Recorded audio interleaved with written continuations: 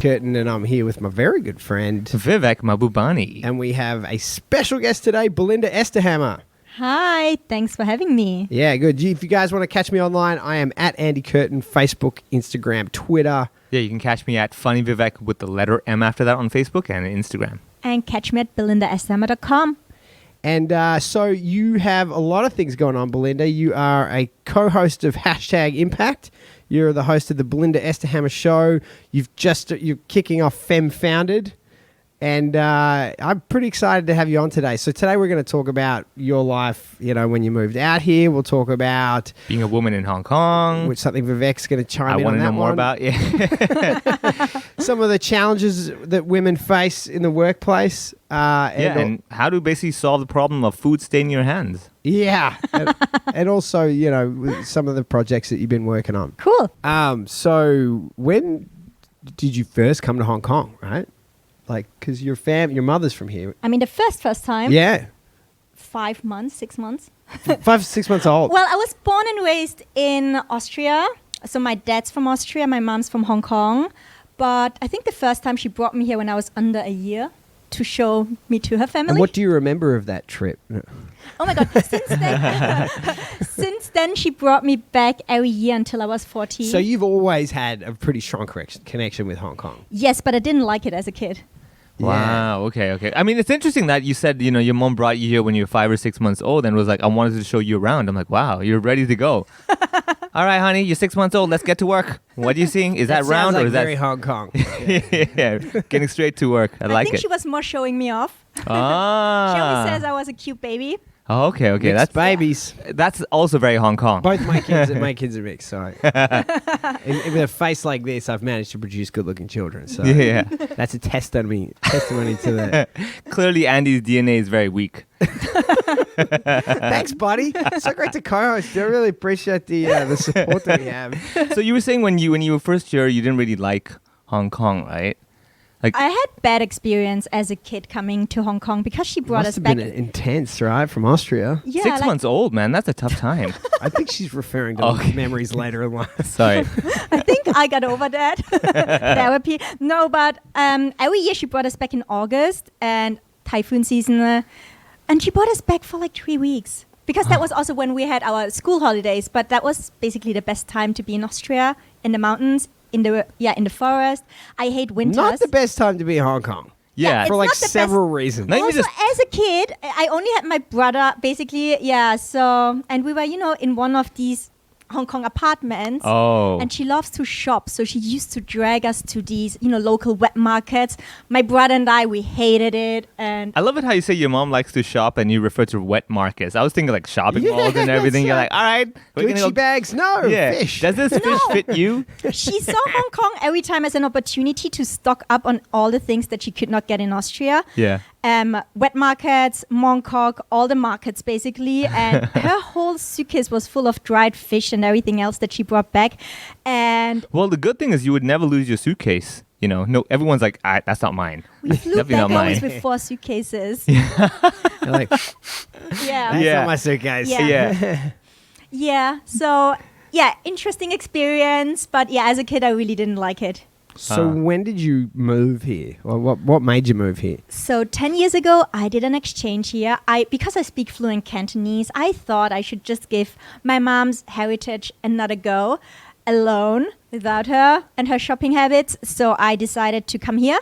I went on an exchange here and actually I fell in love with the city. I went to HKU. Oh. Yeah. So basically, all those years you've been coming, you'd only seen the shopping part, the wet markets. Like, and then, it turns out there's some other parts other than the wet markets. Yeah, exactly. There's no guy screaming at you. There's no ice on the floor. Okay. No pigs on the floor. Yeah, like that is what- yeah, I think exactly. the ice is the least offensive thing. I wanted Yeah. to make jokes about it, but I don't know what the wet markets are like here. I'm just thinking of the Chinese ones You where haven't it's been like, to one.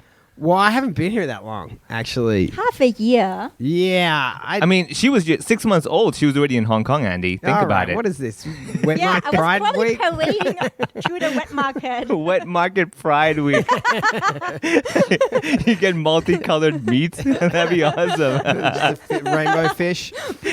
Mardi Gras, wet market style. People throwing beads at you. It's like, ow. This is All right, let's escalating Or out of dried control. fish. So you were in Hong Kong Kong, you exchange student, then you just saw Hong Kong from a different angle, from your own eyes, really, right? And then you just felt, okay, this city makes Realized sense it's to me. Great. Yeah. Great place. What was the one thing that kind of got your attention that you're like, wait a second, this is not as all bad? LKF.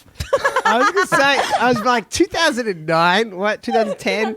I know what Hong Kong was like back then. Yeah. That was like party 24 hours a day. Yeah. I mean, LKF was wild. It One still Try is. Wednesdays. Yeah, I mean, it still is because Wow. it's where the Riff, that comedy club that we're recording it right now. No, but not like LKF back then. Yeah, I mean, yeah. That was, you That was probably way never different. went there. Did Me? you? Nah, man. Yeah, Nah. it was mental. I saw pictures online. I'm like, oh, okay, that's what it looks like. Yeah. I remember, Nice. It was crazy. Well, there you go. That's a good contrast, right? Wet market by day, LKF by night. You know, you've seen both spectrums. yeah, that's the, I've seen it all. You've seen it all. that's the booze market. Yeah. But we talked about, like, you know, you being mixed race as well, and you speak fluent Cantonese, which, let me just say, everyone, is so much fun, right? When you don't look properly Chinese and you speak Cantonese, oh, it never gets old, does 你識 it? 講 我梗係識講啦，Andy 唔識講啦。係啊，佢唔識 Hey, 講 hey, Righto. tell you what's fun? Not looking Chinese and not speaking Cantonese. But then don't you get a lot of times those looks where when you do speak Cantonese and everyone's just confused, they're like, should I be upset or should I be happy that you speak it? But people probably figure They're out. never upset, no. But people are just confused. They look at me and they're like, why can't she speak? And then I often hear, wow, you can speak it really well. Yeah. And then they're Interesting. like, when did you move here? And I'm like 5 years ago. And they say, how do you learn Cantonese like that in 5 years? And I'm like, no, yeah. So You have to carry around like an FAQ, right? It's the same Yeah. questions every time. Yeah. Yeah. In Mandarin, the Hunshuar is the mixed babies. I don't speak Mandarin, I but don't speak Mandarin. Oh, you are the odd one out, But Andy. that word though, right? Like yeah. you must have your own version of that, like mixed. Oh, Like, you mean? like people in the mainland are obsessed with mixed kids. Oh, yeah. So in Cantonese, And it's one either, hut yi. they either know that they're mixed or they think they're from Xinjiang. Yeah. Because Central Asians look mixed. Oh, okay. Well, fair enough. Actually, I mean, kind of makes sense. so a little in bit. Cantonese, the term is one hut yi, which means mixed blood kid. That's basically what it is. It's probably the same character. Yeah, probably the same thing. All right, okay. Well, there we go. We've established that Cantonese Mandarin. We have one Mandarin versus two Cantonese today. Let's continue the podcast Yeah, in English. well, give it a few years, and I think Yeah. Mandarin will. We'll take get there. it We'll over. get there. Yeah. But then, so I also find that, you know, growing up over here, and I'm Indian and I speak Cantonese, and usually it's that initial factor of people seeing you speak Cantonese, and they're very happy about it, right? But then they start asking you things, they start expecting certain things from you. You must get a lot of what that do with they expect from you? well, as a comedian, they expect me to be funny. You know, and then I expect them to show me their ticket, and they don't, so I don't tell them any jokes, right? But then the other thing they expect is like, oh, are you married yet? That's one that I get all the time. Are you married yet? Why aren't you married yet? You know, what's going on? You don't like Hong Kong women? Like, get married now. Okay. so And you're like, they don't like me. Exactly. They don't even let me say that. I'm like, but it's not me. It's their taste. That's the problem. I'm fine. I have the benefit of looking really young, even though I'm in my 30s. So they look at me and they're like, I think she just goes to university. I shouldn't bother her yet with a husband. For the record, this podcast thinks being in your early 30s is young, so we're gonna keep that. Disclaimer. 30 is This but is a not number. Nickelodeon, all right. Yeah. But So it must be for a woman as well. Like this is one of the things we want to get into. Like, Yeah. what is it like? Like Vivek and I feel Men. we have strong opinions about what it's like to be a woman in Hong Kong. Yeah. but maybe. You But I haven't feel like my had a tone different can't. experience. Yeah, I can voice it out the same way women can. So, you know, being a woman in Hong Kong, tell us more about that. What a question! What a great open question. How's it like not being a dude? How is it being alive? So, just to clarify, what we do on this podcast, Andy does the homework. Penises. Who needs them? Yeah, Andy does the homework. He invites the guests, and I say something silly, and somehow this is okay. By silly he means wildly inappropriate. Yeah. So do tell me. So being a woman in Hong Kong all these years, you know, you were here when you're 6 months old, and you're still here. So what's it like? I moved here intentionally. So 5 years ago, I lived all over Asia. I lived in the Philippines. I had a quick stint in Australia, which really bored me to death. And then I decided to feel alive again and, moved to Hong Kong. And so I moved here intentionally because it always felt a bit like unfinished business 10 years ago. and decided to give it another shot. So when people ask me, especially local people, when they realize I speak Cantonese and everything, they're like, but you're not from here, you're from Austria. Like, why did you move here? Did you move here with your parents? Then again, I'm like, no, I moved here alone by myself. I'm an independent woman. And also, I decided to live here. And they're like, but why? You don't have space here. The system is broken. I mean, I would say that if I did the exact same things you did, the one difference is people won't probably ask me why, right? They look at you like, I'm an independent woman, I want to do my own thing. They're like, but why? Why do you want to do your own thing? Whereas if I did it, they'd be like, okay, I don't really care. You're irrelevant to me. Why are you talking to me? I don't know you. Get away from me. You mean so you don't give a shit about what random people think? So I don't, but a lot of people don't care about what I do either. So in other words, like what I'm saying is that what you talked about, how when you tell people what you're doing, I moved here because I wanted to build my own life and everything, and people always question like, why? Why do you want to do that? Like, why Hong Kong local people? Yeah. So you really feel that they don't want to live here, but they're like, if I could move, I would move. It's something I hear really often. Even my mom's family, they were really confused when my mom told them. They're like, we worked so hard to get out. Yeah. My mom's family, they said, why is she coming back here after her exchange? Maybe it was a conspiracy theory. Your mom brought you here, showed you only the wet markets, thinking, don't ever come back. That's the point. I don't want you to like the city. This is a great city, but don't like it. Suffering she didn't turtles. even, so she put no effort in really making Hong Kong attractive to me. She didn't even get me a Hong Kong ID when I was born. No. So I'm on a visa here. Yeah. Right now? Yeah. Wow. That's hilarious. Yeah, because I always when I decided to move back here, That's the most unpatriotic thing I've ever heard. Yeah. she told me her answer is, how should I know that you want to live in Hong Kong when you're grown up? Yeah, they have the option. Yeah. God, Europeans, you're all about having 15 passports and... Yeah, your Austrian side must be thinking, well, I'll be fine. It's okay. The mom's kind of going like wet markets. They'll be there all the time anyway. But obviously in a lot of the things that you've chosen to do, there's a big element of supporting the female community and helping female creators and stuff like that. At what point did you feel like that was something you wanted to get really into? I think I just slipped into it through a lot of different experiences working in the tech field, working in corporate life. On my first day, for example, in Hong Kong, in corporate, somebody walked up to me. And because I look much younger, people always think they get away, with saying things to me. So he said to me, he's like, but you look young. He said, is it your first day? I said, yes. He said, but you're pretty. Why do you work here? Why don't you just have a rich husband? Wow. I mean, in my defense, I meant it as a compliment. It wasn't... yeah. Exactly. I mean, I was like, that sounds like Andy, and like, boom, it is. I was like, oh my goodness, I was right on the nobody dot. would say to him. No. Because Andy doesn't look young, and he really shouldn't be anywhere. You guys are great. I really enjoyed this. Wow. So first day, straight up, this guy is trying to be funny, or who knows? No. Even offensive? Oh my God, in corporate, I had What so year? many I encounters. feel like, was it like 2011? 2016. 2016. Oh my Lord. Wow. I had other encounters in corporate here. That is hard. Yeah, I believe you, but it's hard to believe that people are still kicking around getting away with that. Oh my God, you would not believe how sexist corporate is. One time, somebody said to boost gender. Yeah. And he said, and because there were not enough women on the call, so this person said to my boss and me on the call, he said, oh, we need more vaginas on the call, so sort it out. Wow. Okay. First of all, the fact that there was the problem was there were not enough women on the call. Like, You're like, why do you need? I'm not sure how you organizing think. one. Oh, we were okay, okay. organizing a webinar back.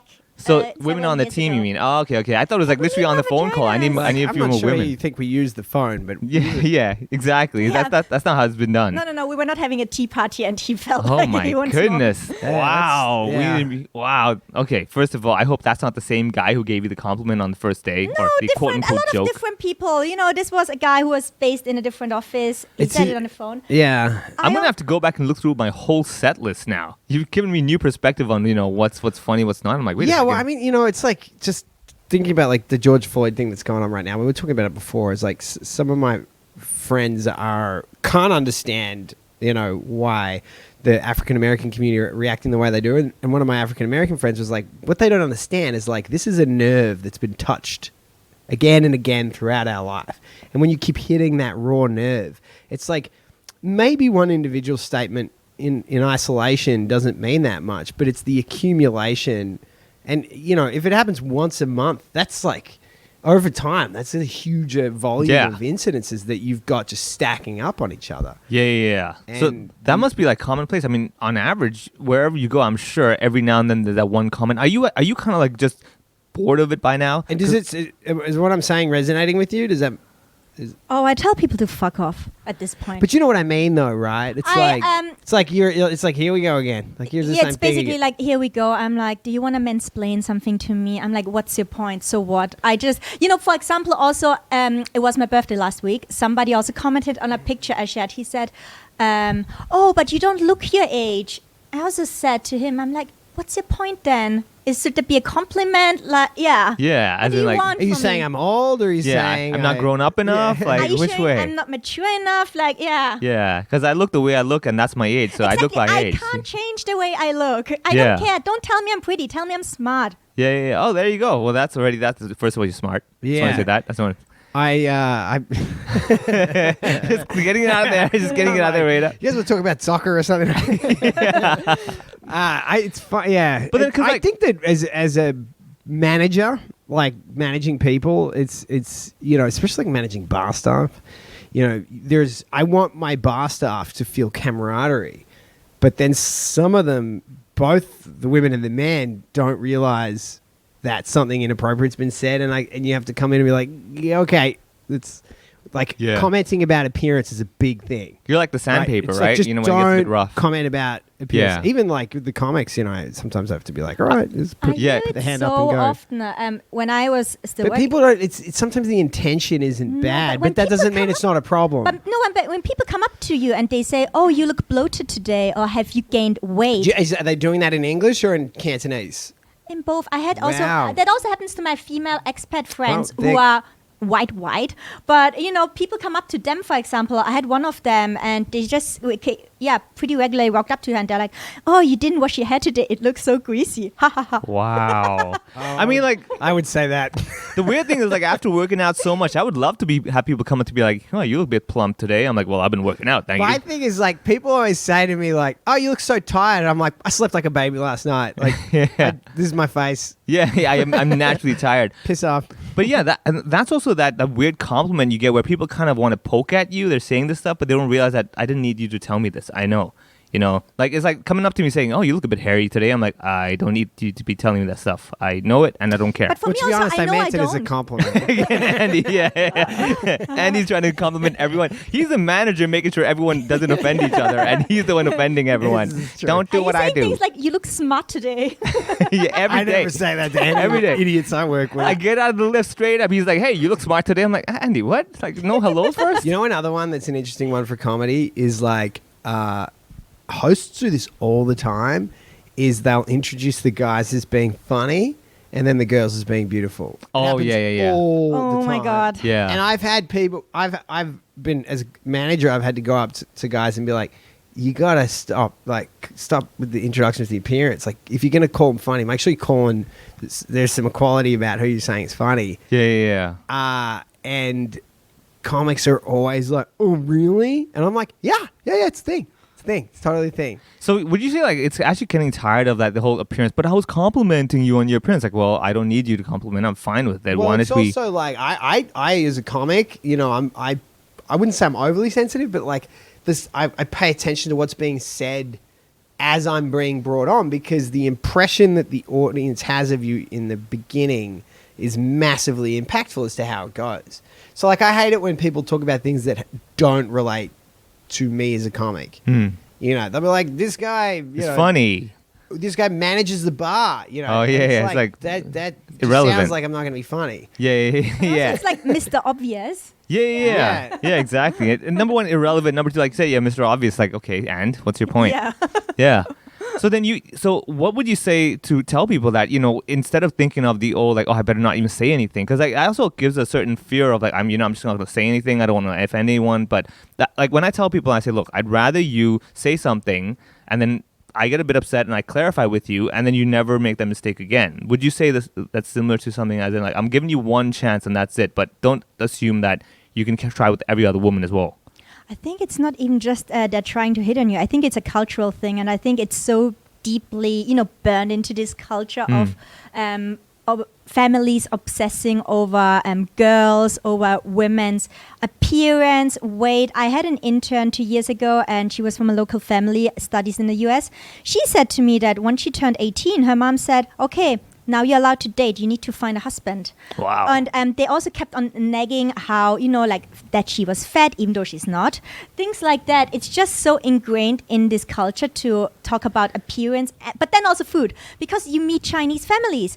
And when you go out for dinner, they're like, set la. Like, you need to eat. But on the other hand, they're like, liu fei. Yeah. It's like, what do you actually want from me? So it's that weird thing that, it's very true. It's even with a lot of Indian parties and everything, where it's like, if your hand doesn't have a drink, they're like, you need a drink right now. I'm like, no, I don't want a drink. My wife's Korean Russian, and her grandparents, her grandfather's 93, Korean guy living in like a village outside of a village. Yeah. And we go out to there, and her brother brought his girlfriend over, and the grandfather just kept putting food on her plate, and it got weird. Like everyone was like, he's doing it again. Yeah. And at some point, his hearing's not that great. Someone's like, why do you keep putting food on a plate? He's like, so she can make a baby.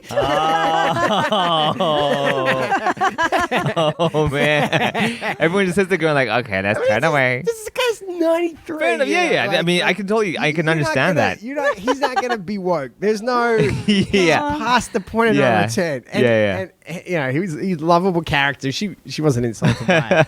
But there's that element of like, he's 93 from Russia. Do you know what he lived through? Like fair enough. When He's you like through famines and famines. You're and eating. Famines. You're eating right now. It's like I think that it's hard to put that up, like from our perspective as young people. I'm going to say we're young people. If that's cool with 30 you guys. is the new young. Yeah, I'm closer to 40, but that's fine. I always think about like with Chinese people. Like I would live in these houses, and my neighbors would be in their 80s or stuff, and they would have these old school train of thought. And I'm like, man, these people lived through the Great Leap Forward, Cultural Revolution. Yeah. They had periods. They've of time seen stuff. where people were eating people. Yeah. That's not even a joke. Like, Yeah. They literally lived through that. Yeah. And I'm here like, I prefer to be referred to as they. Yeah, exactly. Like, I think it's important, but I do think that it's... I would say it's both I try sides. to understand, how hard it is for them to understand why, it's important. So I would say it's like something where you see what people are doing now, and it's for you to kind of take that action to maybe change the typical course that's been happening. Like, the cultural aspect, the history, that guy's 93. Okay, you know what? Just because my grandfather, great-grandfather did it that way doesn't mean I have to do it. And the world's evolving, right? So we also have to evolve with it. I feel like it's devolving, actually. Well, it's changing. Let's put it that way. For the good or bad. Pause. Yeah, It's going somewhere that it wasn't before. Exactly, right? It's the wheels are turning somewhere, but who knows where the bus So why don't we going. let's talk about Fem Founded. Like, how's that coming along now? Is that a big focus for you? So it just launched this week, and it's a community for females to get the nudge started. Because one thing, my friends, people also call me, or my clients, I'm a people pusher. So I really like to, like get people uncomfortable to try out new things and to really get out of their comfort zone. So I help females with the branding, starting a own business, or even, side hustles. It's kind of ironic that you're trying to make women uncomfortable. Like, so you're trying to empower us through making pain? women uncomfortable. I do that as well, actually. Yeah. Can I volunteer, please? That's been a big focus of my work. Yeah. Where's my commission? So that sounds like open mic, man. I mean, like that's exactly, you're getting people up here feeling uncomfortable in front of a crowd, trying to make them laugh, or you're kind of empower them through a certain experience they got to go through, right? And it's for people doing anything creative? Like, what's the scope not just of it? creative. So there's different programs. We started with a personal branding one. So females who want to brand themselves, whether they're an entrepreneur, so still working in a company, or an entrepreneur. So just personal branding, is that that's a career thing? You mean? You're talking about way layperson. Well, helping people. So I run a marketing and consulting agency, and I worked in the past 3 years with a lot of entrepreneurs. Yeah. And so it's a thing, helping people to brand themselves and finding their voice. Is comedy it's a huge thing. Yeah, It's we obvious have to why brand we do it. ourselves. We're trying to sell tickets. Like, Yeah. it's just purely if you're selling tickets. Yeah. Because the whole branding yourself thing, I suppose it's like nowadays, in today's world, it's all the personalities, right? As in, you're that person. You're not always that, I have this role in this company where I'm this person now, and I can be my own company, my own brand, my own service, and I can go out there and do my thing. So what you're trying to say is that you're building a platform that basically tells people, look, you want to do something different, you want to do something that's your own, then why don't you come join this, and then we'll help you out, right? Kind of the communities help of each other. Now, so with comedy as well, that's the same thing. Like, we would do showcase shows, right? We'll come up, everyone's, doing A, doing B, and everyone comes in and does this set. So I would say it's kind of the same. The only difference is that we have to make the audience laugh, but you kind of have to help these people. You're trying not to make them laugh. Yeah. Take you seriously. Yeah, exactly. Yeah. I try. And so what kind of things are you starting off with now that it's launching? So we started with a personal branding program, which is going to kick off next week. So that's a 4-week course where I take them from not having a presence or a brand, basically, to having an online brand portfolio. And, if people ask them on the street, like, what do you do? What's your elevator pitch? They can tell you basically the why. 90 seconds done, boom. Exactly. Like that. Wow. That is very useful. Having a 90-second pitch, 90-second set list, that's really good. Okay, go on. And it doesn't matter if you're an entrepreneur, because even if you work in a corporate, nowadays we all have our passion projects, side hustles. So even then it's, important to brand yourself. And also with this job market, you don't know whenever you're going to be without a job. So the femme element to that, is that limited to that it's women that you're focused on, or is there some other element to it that would make it differ from, a general, helping creative people? So the focus is on females. Just that they're women, or is there? Do you have any element to it that would be women specific? Anybody that defines themselves as a woman, let's be more appropriate. Oh, I wasn't going for that at all. So in case you want to take it, no, but one thing I discovered when working with a lot of people on their own brand is that women, they often struggle more with finding their personal voice and also what they stand for. They, often lack confidence. So would it be like the pressure and expectation kind of suppressing your own voice kind of issue that you're trying to deal with, right? Exactly. There are studies that show that, men apply for a job if they fit 40% of the requirements. For women, it's 80%. Wow. Oh, wow. Yeah, so women really need a nudge, and that's why I come in. Oh, okay. So it's kind of telling the ladies, like, look, these guys are doing only 40% of the quality. I mean, we don't need to go that high on our standards as well. We can just go for it. And chances are, a lot of people are doubting themselves, right? Oh my God, yeah. That's such an interesting statistic. Imposter syndrom. Yeah, exactly. It's a thing. Yeah. Big stand-up. Oh, yeah, I was just going to say, I'm like, come to any show. That's like the defining characteristic of every stand-up. The next comedian. Well, let's see. Let him do his set first, okay? Let's hear the set first. They're like, you guys still think I'm funny, right? Yeah. I had on that defining people as women the other day, I was talking to a trans lady and a non-trans lady, and I got up to leave and I went, all right, see you later, guys. Girls. And my mouth got away from me. And the thing about guys is the gender neutral phrase until you immediately scream girls to correct yourself. Yeah, then you're like, oh, you made it odd now. But then it's also not just girls, right? It's more ladies than girls. True, because ladies, girls? you all, them, they. It was more just that I screamed to correct myself. I think the look on my face gave it away, where I was just like, ah! Just started running. I'm like, why are you running? What's going on there? It was just me we're talking to. I'm confused now. Yeah. So, okay, so the branding, that sounds really fascinating. So it's basically a introduction, opening kind of thing where you brand yourself, you get to know yourself better, hopefully get empowered as well, and then take it from there. What else is there that people can be involved in? So that's a 4-week program where I also show them, how to create a website within 2 hours. Things like that, really everything also on a shoestring. That's one of the programs. Another one I'm launching this summer is how to go from an idea to a business plan, because that's also something that a lot of people always ask me. They're like, can you meet for coffee? I have this idea. And then I dig deeper and I say, have you validated? Have you talked to people? Have you done research? Have you done a business plan? No, I don't know where to start. Google it, but I don't know where, things like that. Yeah. So a little bit more guidance, right? Exactly. Oh. And after one of the worst pitches I ever heard, telling you because you're part or Indian-ish. I'm Indian on paper. Oh my God, your comedy special should be called Indian. Indian-ish. Indian asterisk. I ran a hackathon over a weekend, and one of the participants, she came up to me. She said, "Can I meet with you one of the following weeks?" And I said, "What's your idea? We are here all weekend together." "Oh, so whenever I go back to India," she's similar like you, Indian-ish, like born and raised in Hong Kong. Yeah. And whenever I go back to India to see my family, I see, people that eating with their hands, but it's staining their hands. So I came up with this idea to have gloves for fingers. And I said, because when I was 15, I did a summer job in a factory. Oh, I said, yeah. "You mean those finger condoms?" Yeah. And she said, "Yeah." And I'm like, "What the fuck?" I'm like, "Why should somebody wear them?" Yeah. She said, no, this is a thing. I looked up at a factory and I said, "Can I just ask you one question? If people bother that much eating with their hands, why don't they just use cutlery?" Yeah. That blew her mind. Yeah, she's like, "Oh, you're right." I thought you were going to say her idea was women's only wet markets. What do you think? How's that gonna go? Yeah. So you're like, you can only buy food that will not stain your hands. Okay, Isn't that's it the key. already kind of like women's own? Technically, yeah. There you go. Technically, right?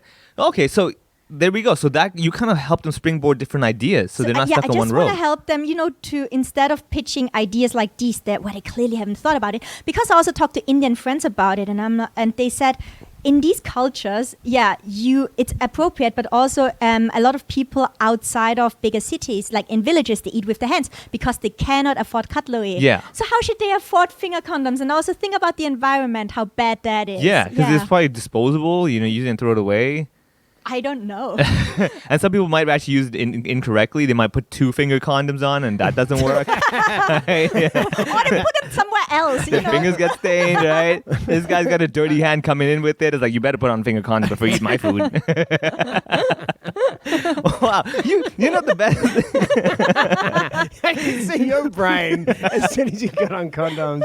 I got a finger condom in my wallet. It's been there for too long. It's expired. Yeah, and they're like, so when you say finger condom, you mean noun or verb noun? It's like, okay, this is a terrible idea. You should sell them here. Yeah, because I've been doing that for my whole life. I have the patent for that. Using finger condoms. Yeah, I patented the verb noun. You can patent the noun. That's really funny. That's really funny. All right, so speaking of women, right, Finger condoms to women. It's Smooth. like, why do we even try? I came It's here like today. Vivek. I woke up. I said, "Be respectful." I already offended people on WhatsApp. Let me come down here and be a professional. Jules Hannaford on the podcast. Jules. Yeah, I listened to it. Oh, you listened to it. This guy said something about what is it? I was like, no. Put the napkin on your mouth. Inhale deeply. It'll be fine. Well, You will be a sleep expert real soon. That's what it was. I remember. Yeah. And today I did the whole English language grammar. That was great. So. It's like, how can we violate the guest each week? That's what we're on. All right. So. All right. Finger condoms. Yeah. All right. Segue. Women. So So let me get this straight. So what you were actually doing is you're kind of like an audience at a comedy show giving live feedback. Like we'll come up there. It sounds like your whole thing is experience that you can share with these people who really need some guidance about what they're going to do. Like fundamentally, that's it, right? Yeah. And All right, we summarized everything. Yeah, there you go. 4-week program. So someone starts up with that. They come to you every now and different events. They'll meet you. You'll be happy to more than happy to kind of share your thoughts and ideas and because also it's really good to have another person's perspective. Like comedians, we'll write a joke. We're like, this is hilarious. This is great. We come to a show. The audience is like, nope. Yeah, the feedback is critical.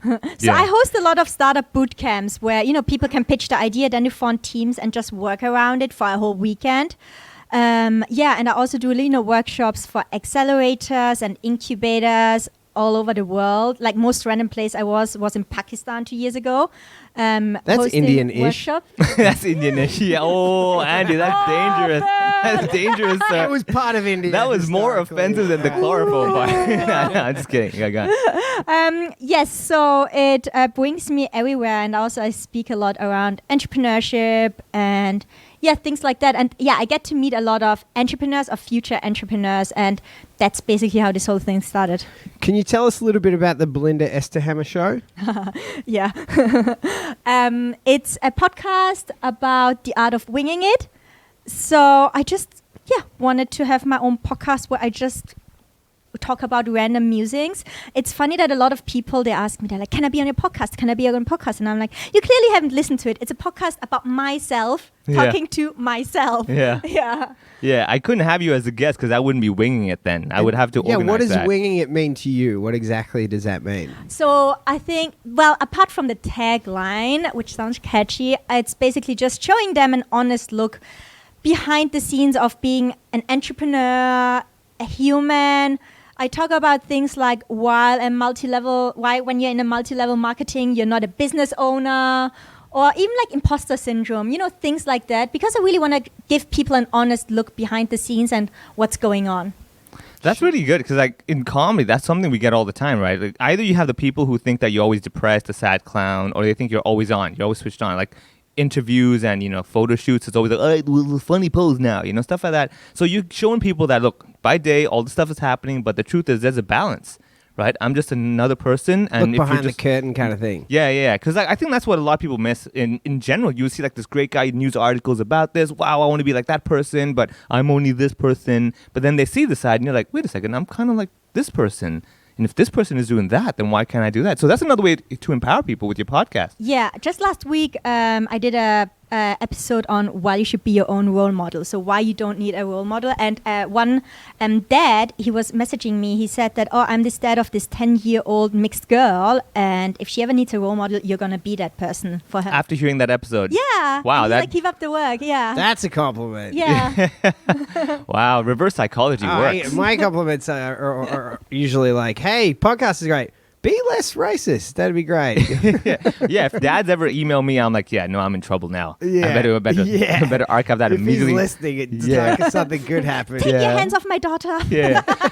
So let me ask you this, because I don't want to turn 93 and start, giving people food when they don't really want it. I want to know, like, what can I, as a man, kind of like be more conscious about? Right? I'm sure there's some unconscious bias or things that generally people often do. Are there any like the most common issues that you've dealt with that you're like, okay, you know what, guys? Chances are at some point... How can we be better? Yeah, exactly. I was trying to make it nicer where I don't kind of accept that I'm a bad guy. But yeah, how can we just be better in general? Be an ally. If you, for example, speak at events and you, for example, get invited to speak at a panel or a fireside chat and you see 4 males on there and you're, the 4th or 5th male speaking on there, ask why are there no women on there, and tell people that you're only going to speak if there's a balance between women and men. But that also just doesn't go just into being female, but also like cultural diversity. Are there enough local people? Yeah, so I think be an ally and really ask questions too. And I think if you see that somebody treats a female inappropriate or they make jokes about or comments about her appearance, just say that no, that's not right. Doesn't matter. Yeah. So if you see something, say something. Don't just sit there like, well, one day it's gonna get fixed. Not me. Oh, it's not gonna get fixed until we do something or like tear the walls down. I mean, you see that with Black Lives Matter right now. Okay. Yeah, I mean, like I could totally imagine if I'm like a guest on a panel discussion, I'm like, why are there no women? And they kick me out and replace me. I'm like, okay. That was a good move. That was a good move. Wait, you're not a girl? Yeah. Oh, I'm sorry. Your CV says otherwise. I'm like, oop, typo. Sorry about that. Okay, so basically be more assertive, be an ally, and just kind of voice out. Yeah. Right? If you have the chance to say something. Because at some point, you're a minority in some occasion, right? And listen. I think listen also. And also, I think just treating everybody with respect, especially in Asia. Like as a woman, especially if it's an Asian woman, chances are really high that she looks younger. But in a corporate setting, if you see a female, don't just assume that she's the secretary and already order your coffee from her. I think it's also a mindset thing that, just because you see a female in the room doesn't mean that she's, not on the same level as you. Interesting. Yeah. So you must have 29 hours in a day or something, because you're also co-host of the #Impact podcast. And that's a different focus, right? So that's more talking about people who are having a social impact, or I guess it's related in a way. Yeah. So that's been a longer running project for you, right? So I met Regina, I think 4 years ago. Regina Larco is Yeah. your co-host. Yeah. And what have been the highlights of that project? Oh my God, she has so many highlights. I think, I'm so proud of her for that the podcast is still running. I think one thing nowadays that's really hard is being consistent. And, she had... And longevity, right? Yeah. And she had, so many like babies in between, but she still kept it up, and she's still dedicating so much time to it. And she has me and also several other co-hosts now who just help her also bring #Impact to some other cities. I was supposed to do some interviews also in places like Canada, where I was supposed to be like 2 weeks ago before everything hit off. But now that I'm in Hong Kong, I help her with the Hong Kong part. But I think it's great that she brought people together and really showcased all these change makers in Hong Kong, because a lot of people working for NGOs, especially if they're more the underdogs, people don't really hear about them and their stories. And I think it's great that she gives them her mic basically, and they can speak. Is there anyone that stood out to you as being like more interesting or changed your perspective about what's going on in Hong Kong or any of the other places they did? I think one of the people that I love, I mean, he's like Hong Kong's darling. I think it's Jeff from from Impact Hong Kong. Right, Oh, so you guys Rottmeier. are not related, right? Oh, Jeff Rottmeier? Yeah. So this Oh. is Impact, they're doing charity work. Impact HK and #Impact are not related at all. Regina started the podcast before she met Jeff, and he was in season 1, and this year he was on her season when I think I might have met that guy. You probably have at some events and stuff. Yeah. Like, Yeah, well, I did do an Impact event of feeding the. well, there you go. the Yeah, so he homeless. probably Yeah. was there. Yeah, he helps a lot of homeless. And that's an incredible operation. He Oh, used yeah. to be, he's from Canada. He was an English teacher, and he came here. He lived in North Point and, saw the homeless situation there. Started just organizing these walks, handing out food. And then it became such a big thing that, 2 or 3 years ago, he left his job and he's doing it full time now. It's a registered charity. They have several, they have a store also now where they sell secondhand clothes in Kowloon. And they also hired 42 homeless people in their shops, but they also feed over 2,000 people every week. Yeah. It's phenomenal, the volume. So Maitreya, who's one of the comedians at the club, she cooks an insane amount of food for them, and they, we all just went out there and handed it out, and it's just crazy how many people they're getting through. Yeah, I mean, you would never expect that in Hong Kong, right? But that is a big issue as well. Because I know I met Jeff and Homelessness. we were talking, and because I helped him at some other events as well, fundraisers and all that, and it was just mind blowing to look at the stats. I'm like, are you serious? This Yeah. is Hong Kong? Yeah. Yeah, Yeah. have you seen the house prices? Yeah. I mean, true. That doesn't. Well, now that you put it that way, it Shocked does. that people are homeless in the most expensive. I mean, every fifth person in Hong Kong lives below the poverty line. Yeah, I read that. That What was terrible. that stat? I didn't hear that. Can you say Every that? fifth person in Hong Kong lives under the poverty line. Damn. Yeah, Yeah. it's painful, man. I mean, Yeah. what I know, what I'm broke there. my heart what broke my heart the most was the fact that there are actually people who are in these conditions in a place like Hong Kong. Like to It's interesting see. there were white people. Well, yeah. But seriously. Yeah, there are. And the weirdest thing I have to say is that we're not that far apart physically. It's like literally a 30-minute drive. You can go from one of the richest areas in Hong Kong to like a whole poor area where you're like, this is crazy. It used to shock me about Shanghai. I remember when I first was living in one of the early places I lived in, there were Ferraris in the building in the car park underneath our compound, and they would come out, and at the exit there were people who didn't have bathrooms, who were showering in a bucket. Wow. And the car, and I never got a photo of it, but you could see a Ferrari next to them. They live in they're right next to each other. I thought that was always a function of how quickly the city had developed. Yeah, though. too fast, Didn't have right? a time to kind of gentrify and move. Not that you want, not as a positive thing, but I think in most places, those under the poverty line have been pushed out to other areas. It's kind of like braces, right? When you use it too fast, it just breaks your teeth a lot. versus that actually makes it beautiful if you do it slowly. I never But it's so got common in braces. Asia. When I lived in the Philippines, I was living in my skyrise in the CBD. Oh and yeah, that's next, rough. next door at 7-Eleven, you had homeless people every day sleeping there with the whole family. Yeah. Yeah. It's painful. Yeah. I mean, like, I'm sure my neighbors who can see right through my window are looking at me going like, this poverty Yeah. is ridiculous, He's right man. there. Yeah, and I'm just They're a probably mess. look away. They're just throwing food through the window. Yeah. Yeah, they're like, yeah. My whole floor is a mess. Like, this poor guy needs help. All right, so where can people find you online? What are they looking at? BelindaEsterhammer.com. And that's got everything on there. So Everything on there, all my links, podcast